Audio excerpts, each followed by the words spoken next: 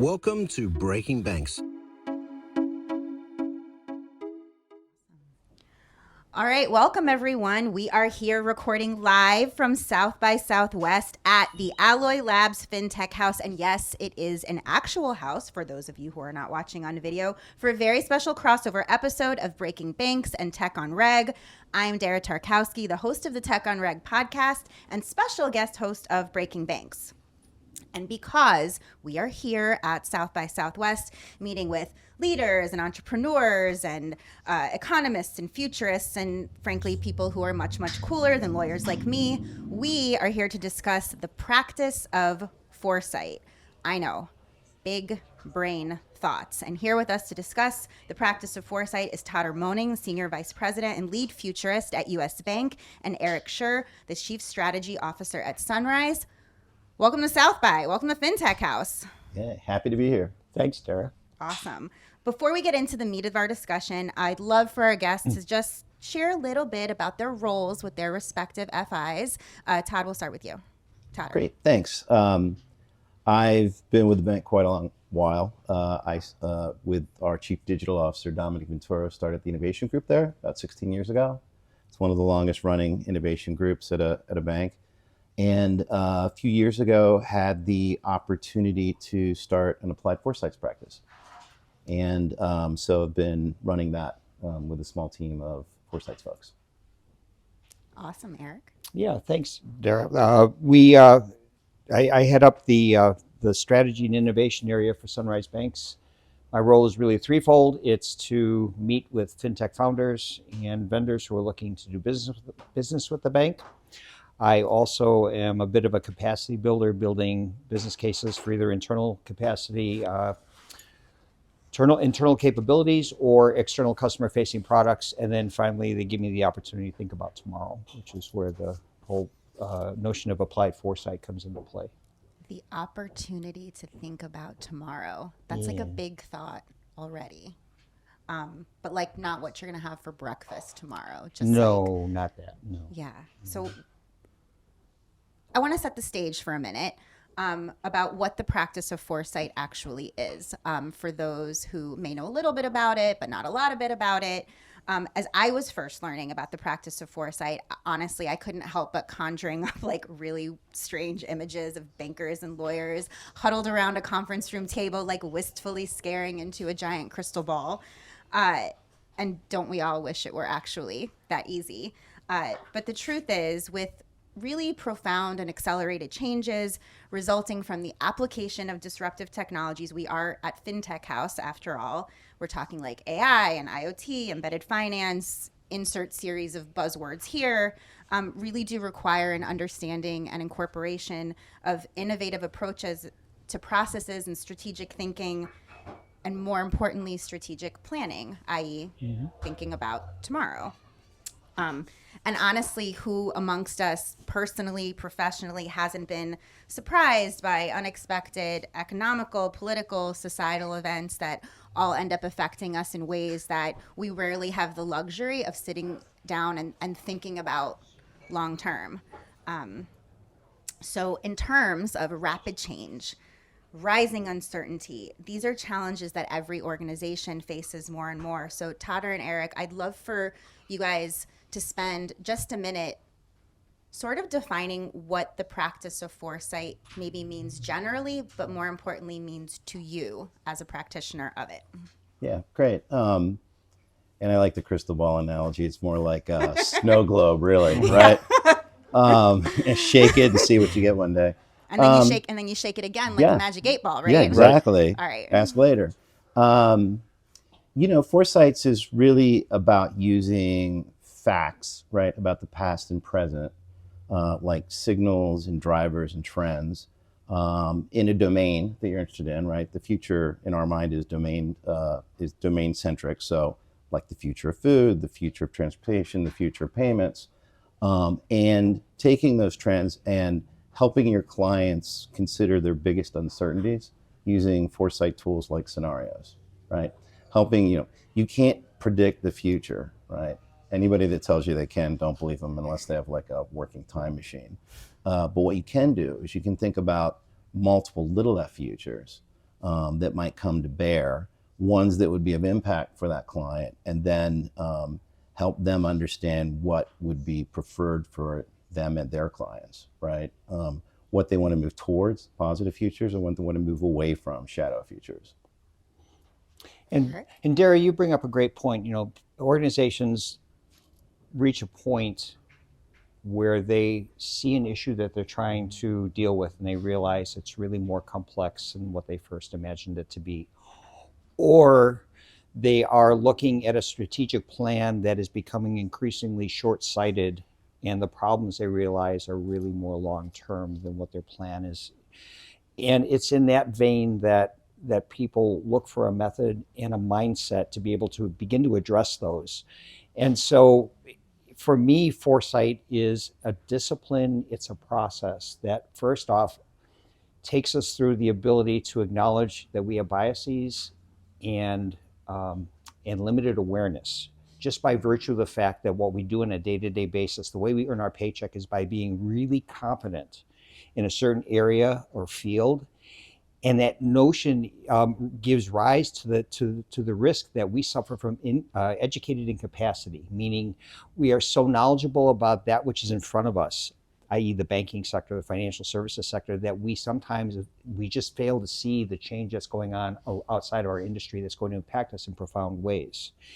And sometimes we get that sense of it as organizations. And so it's creating awareness and then acknowledging those biases so that we can then, as Todder mentioned, we can begin to look at what is unfolding in society around us and finding signals which are really subtle but give rise to manifestations we'll call trends. And we'll get into some of those examples, I think, in a little while. And then it's taking those trends, once you identify them, and how do you make sense of those? So there's a sense-making piece that gives rise to things like scenarios. You can start to build a vision of the future.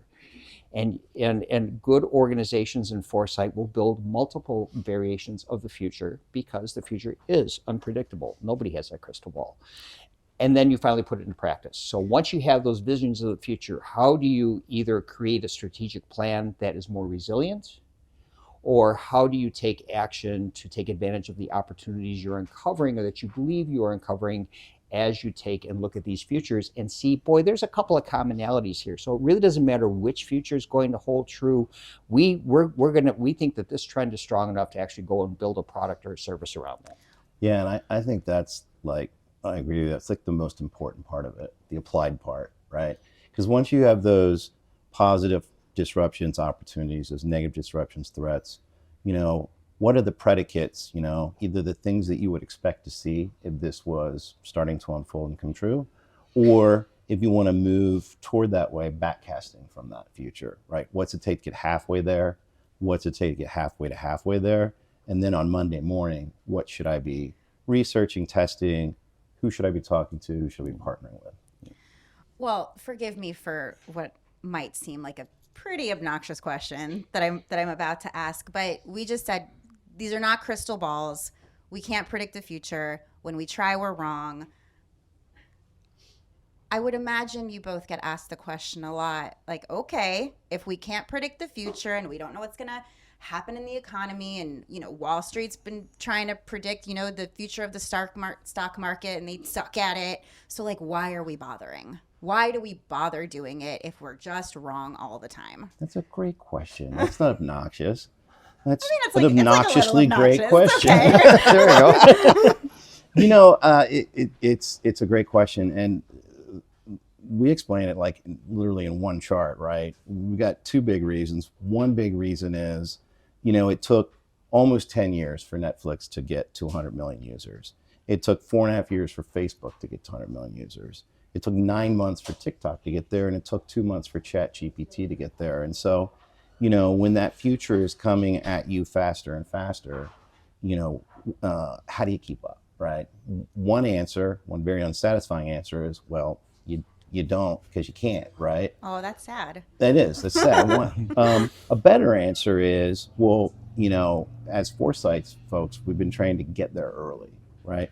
And the idea is that if things are changing at an accelerating rate, you really need to amp up your imagination. And the only way to really do that is to systematically try to at least consider, immerse yourself in, empathize with various futures.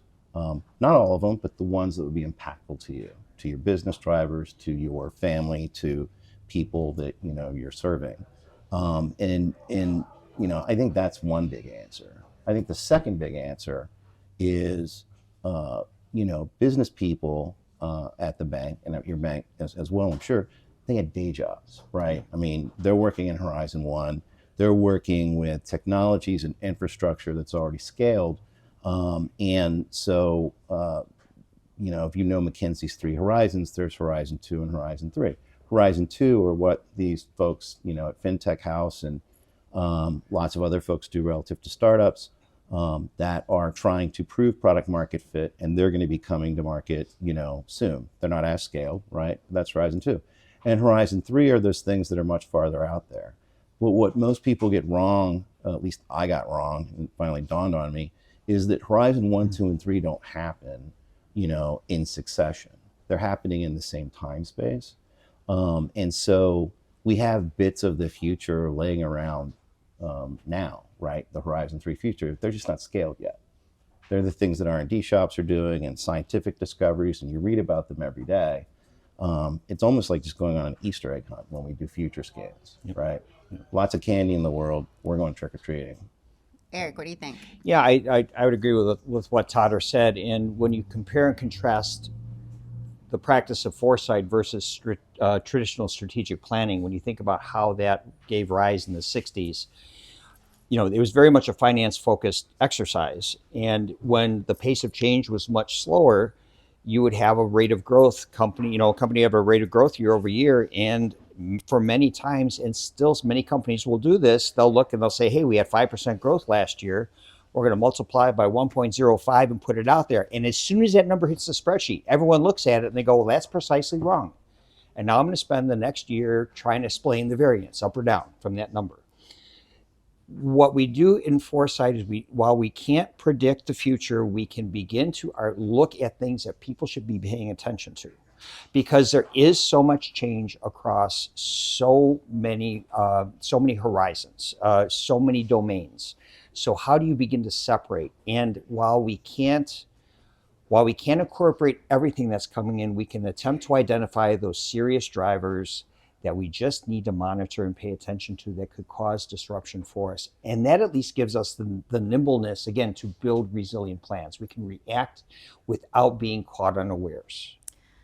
All right, so that's the practice of foresight generally. I want to talk about how that practice is used within a financial institution specifically.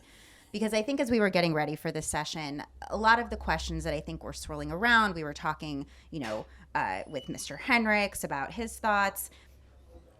And in financial services, an industry that is so focused on safety, soundness, risk management, compliance, all of these things are mission critical to these institutions' existence.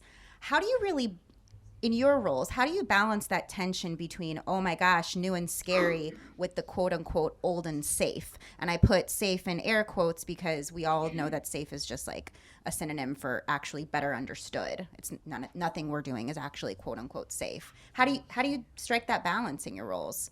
Eric, let's start with you. Sure. So, it's funny because the technology that we see, the more I get into futures work, the more I'm interested in history. Because many times we'll see concepts that come out and we can relate them to something that has been created before. An example, I met a banker he was with a regional bank, and he was telling me he was very excited about his digital bank and how he was looking to roll out an employer offering. And I'm thinking in the back of my head, great, a single site credit union. That's awesome, right? Because that's exactly what he was describing. So what's old is new again. So sometimes the ability for people to work in foresight is that ability to span a little bit of time and to put it in frameworks that regulators can understand. Eric's commentary on regulators is, they seem to be a bit prescriptive in general. They're outcome based. they look at the results from the consumer point of view, or Do they? the financial Sorry. or the financial provider's point of view, depending on the prevailing winds. But no, I don't see them looking from a systemic point of view. And so part of the work that I do as part of the bank is taking the opportunity to maybe present frameworks as we're introducing new concepts to regulators, and talk a little bit about how it fits in the system. How can it relate to that which is already known? And then let's talk about what that next iteration or variation means from a regulatory point of view. Wild thoughts about regulators sitting around engaging in the practice of foresight. Like, wish list? Is that something we want them to be doing? Is that something we wish they were doing, especially for our industry? Yeah, it's funny because you go to the U.S., you go to the federal government, and there's a whole practice of foresight practitioners, a whole society of them. Now, many of them are in the military, so they're trying to figure out who's going to be mad at us next. But there are a number, like in office management and budget, and throughout the industry. So it would be good it would be great if we could somehow sell some of the regulators on the potential of foresight and systems thinking in their work. An election year is the absolute perfect time to make that suggestion. Todder, what do you think? I think it'd be interesting because it's fun scaring the hell out of risk managers, and why should the regulators That's normally the lawyer's job. get off the hook, right? I kind of think that helping the future's created by everybody, right? And so having a diversity of opinion when you're trying to think about those and figure out what is good, what is bad, it'd be perfect to have risk managers and regulators there. A number of years ago here at South by Southwest, we took part in a session they were having, a couple agency folks, and it was called Let's Be Evil. And the idea of Let's Be Evil was there was a bunch of product people that went and a bunch of technical and other kinds of folks. And we brainstormed different spaces, right, that are doing just the nastiest stuff, right? And then they picked one and a couple, and we'd start brainstorming on the worst things you could do, right? Sell customer information, all these horrible things.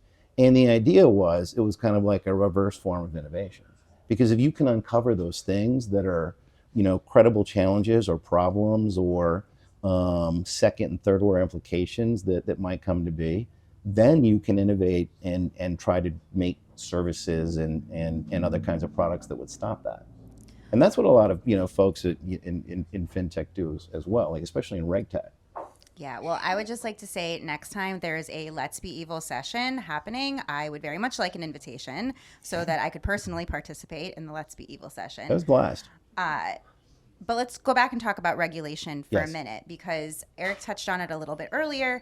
And regulation, the issues that I live and breathe and see way, way too close and personally every day is by definition prescriptive, reactive. At least in the United States, like that is just what we've come to expect from not just one, but really sort of our entire alphabet soup of regulators that oversee our industry. So how do we marry the practice of foresight in a highly regulated industry when regulation is indeed just that, prescriptive, reactive, backward-looking, not forward-looking? I think, from our point of view, because we're in the innovation part of the bank, right? More the explore portfolio of trying to find the next revenue streams that might be able to scale versus the business lines that are in the, part of the portfolio where they're running and scaling existing businesses. We're separated somewhat from that, right? So if there's a roadmap and there are regulations that are all figured out, that tends to be a horizon 1.5 kind of thing. Technology always outpaces the ability of consumers to keep up, which tend to outpace the ability of businesses to keep up, because like you said, they're at some level more or less regulated. But then public policy ends up, bringing up the rear there. And so I think you're always going to have that kind of regulation, and I think you should. It's just the whole point of Foresight's, and especially Horizon 2 and Horizon 3 Foresights, is to divide yourself from the current context, because you're talking about future customers, future systems, future jobs to be done. And so, yeah, there are going to be regulations, and you try to figure out what are all the negative or shadow things that could happen and to design around that. But especially from doing this podcast, that only gets you so far, because when it comes to be, they will be prescriptive, reactive, etc. I don't expect that's going to change. All right, so just. But I think Foresight offers the opportunity to educate. And let me give you an example. So the city of Norfolk, Virginia, home of the U.S.'s largest naval base, put out a study in 2015 called Norfolk 2100, and it looked at the sunny day flooding that was happening in the Hampton Roads area. And they drew a 4-color map. You can go on the internet and look at it. And they had the 4 colors represented neighborhoods that were at risk of sinking in the ocean, neighborhoods that were going to have to be shored up, including the naval base, neighborhoods that were going to have to be reimagined in terms of living places, and then those areas that were at low risk. They came back in 2021, 6 years later, and they're saying that some of those neighborhoods that they thought were at risk, they're actually going to need to cede to the ocean, which is fascinating, because there's someone in Norfolk that today has an 8-hour-a-day job who's trying to figure out what is the infrastructure implications of that. So how do you shut off the water and the electric and the gas and not have the seawater infiltrate the rest of the system? What happens to the homeowners? How do you get them out of there? Gee, does a FEMA check cut it anymore? You start thinking about those things. And so now is the time when I see something like this. If I'm a community bank in Norfolk, I'm talking to the city of Norfolk, and I'm beginning to educate my state and my federal regulators about what's coming down and about what the needs of my community are, to begin to start designing policy, to start making informed commentary to design policy, so that when the time comes, the programs have shifted and are meeting the needs of the community at that time. That's where I think we can give those types of discussions a head start, and hopefully there's not as much reaction. Interesting. So I want to go back and start. We were using a word before, signals. We look for signals. Signals make up trends. Trends last for periods of time, and these are the tools that we use when we're putting Foresight into practice. So let's start talking about some signals that you're seeing. I know, we were outside enjoying some barbecue earlier today, and Todder, you were looking at your news feed, and you were like, "Whoa, we are chock full of signals today." What are some of the signals that you have are seeing right now that are most interesting to you in your roles? Todder? Man, that's a big question, because there are a bunch of them. I warned you. Big know, brain you stuff warned me. right at the beginning. I think, there's obviously a lot of signals about, the changes that are coming about with AI. I think folks are very focused on the text part of that, right, relative to LLMs. But, we've recently here at this conference, heard about large action models, right? So if AI is able to, imbibe all the language of the world and use it to figure out, what we should say next, what it isn't doing is interacting with the world. Yet you have this trend around connected devices and wearables and IoT things. You've got biotechnology trends, et cetera. And these large action models are going to start actually predicting next action you should take. And that's going to make them much smarter about the world. So one's, yes. Can I ask, I'm gonna ask maybe a slightly uneducated question about, since you brought up AI and the signals that we're seeing in that sort of emerging technology. Obviously, the reason everyone is spending so much time talking about it, developing it, the bajillions of dollars that are being deployed here, it feels like the future, right? That's how it feels. It feels like the future. Maybe even acts as a personal futurist. But generative AI is largely, if not exclusively, dependent on a lot of backward-looking data, most expected response data. So how does AI change the practice foresight? It seems like a philosophical conflict almost. It is and it isn't. You'd be surprised, because you can actually very quickly have it, so for instance, if you're going to do Foresight's work in a domain, right? Maybe you know about that domain, but a lot of times you don't. And so if your client wants to look out, let's say 5 years, then you need to look back 2x, at least 10 years, right? To see all the milestones and all the things that have happened in that space, and the trends that are bringing to bear on that space.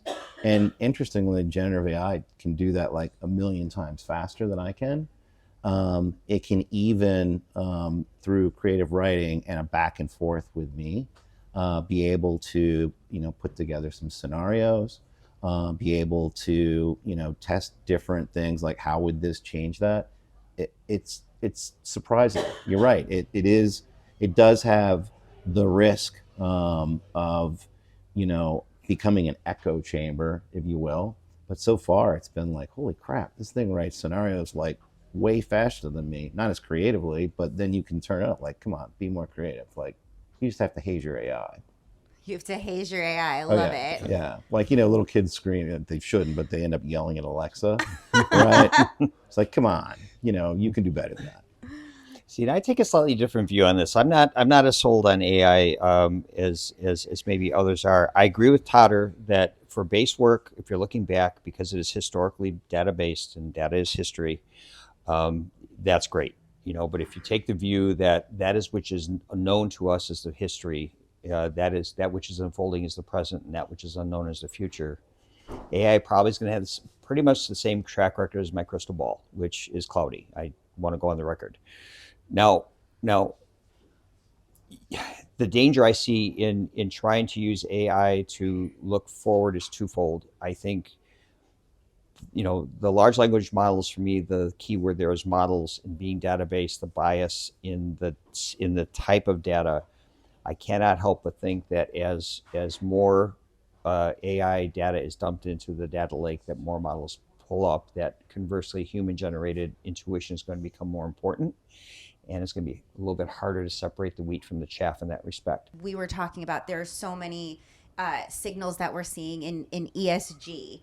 We're seeing them in technology, agriculture. If you're an agro lending business, there's 1.5 million different signals that you should be watching too. Solar. I mean, just the list goes on. So I think it's really interesting to think about how these other sort of things that we see in the news. And I love that we just sort of did this like impromptu tabletop exercise about how these things that you may not have necessarily associated with a financial product or service actually is monumentally impactful. There's a game called 6 Degrees of Kevin Bacon that's right. I mean that futurists will play, right? You take your scenario and you say, okay, so how does this attach itself to the future? And it's actually a pretty easy game because everything is connected. Now we have processes and methodologies to help us stay honest. We talked a little bit yesterday about a categorization called STEEP, which stands for societal, technological, economic, environmental, and political or governance. And that framework helps us. It keeps us honest because we don't necessarily declare that we're done with our scanning, picking up signals until we pick up signals in each of those categories, because that's what's going to give us a well-rounded view of what is happening out there. Yeah, and I'd add that when you create scenarios, it's not a science fiction sort of thing. It has to be internally consistent and plausible. Like no underpants gnomes, right? No, step 1 we collect underpants. Step 3 we make a profit. What happens in the middle is like magic. You can't do magic. You can't, do things that are outside the bounds of science, right? You can consider possible futures where that's possible with future knowledge versus more plausible futures, which is that's possible with current knowledge, but it has to hang together internally and consistently. No cheating. I tend to think of Foresight as this cartoon character that's sitting on a blank acetone. So picture Donald Duck sitting on a blank acetone, and you have no idea whether he's sitting in the middle of the desert, in the middle of Times Square. What Foresight does is Foresight paints that picture in the background. And we can paint number pictures. So we can put Donald in the desert. We can put him in Midtown Manhattan. We can put him on a lake, and he will behave differently based on his background, and that's what we're painting in. We're painting in that background. But in all of those scenarios, Donald Duck is never wearing pants. That's true. Yeah. But you could imagine. So we're sort of getting to the end of our time. This has been an incredibly interesting discussion for me. If there was really sort of one takeaway, one thing that both of you would want to leave listeners with about the practice of foresight, why we should care, why it's important, and why, every FI should have roles like yours within their institutions, what would you say? I'm going to start with Todder. I would say that everybody, I think they feel that they've got different levels of agency. A lot of people don't feel they really have agency in their future. And I think that comes from the fact that, they've done a bunch of MRI studies. And when you think of yourself, and they look at fMRIs, your prefrontal cortex powers up. And when you look at a stranger, it powers down. What they found is when you think of yourself 10 years from now, it stays powered down. So you kind of feel like a stranger to yourself. Your future self is a stranger to you, right? And I think that if you understand that you have agency and you can actually do something about a future either that you're worried about or hopeful for, that's really important. It's the taking action. And the reason that's so important is that, the future is going to happen one way or the other. Either you can take agency and shape it, or you can react to it when it sort of shows up on your front door. I would agree exactly with what Todder said. We create our future every day by the actions we take today. And as an organization and as human beings, the future is all about humans. It's not about the technology. It's not about the environment. I mean, it is to the degree that we are here, but the future is human-centric. And we have the power to create our preferred futures by the actions we take today. And the more deliberate we can be using tools like strategic foresight and practice those, we can begin to articulate it. And sometimes for an organization, the myths and metaphors that are embedded deep in the organization are so embedded in the present that the organization is unable to express what it really wants to be.